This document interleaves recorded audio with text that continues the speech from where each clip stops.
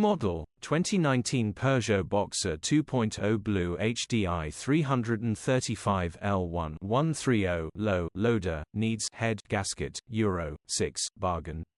Body, white, Luton, box. Mileage, 138,476. MOT, the 9th of November 2024. Engine, 1997 ccdw10 FUD. Transmission, 6-speed manual, front-wheel drive. Mechanical summary, non-runner, coolant is pressurizing whilst cranking over, also ignition barrel will need replacing as it's damaged. Condition summary, bodywork is in decent, average condition. Interior is in decent, average condition. Rear load area is in decent, average condition, genuine honest work van.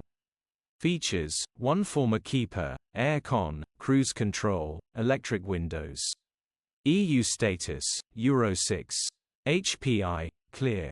Click the link in the description for pictures and more info. Alternatively, call or WhatsApp us on 07401199723.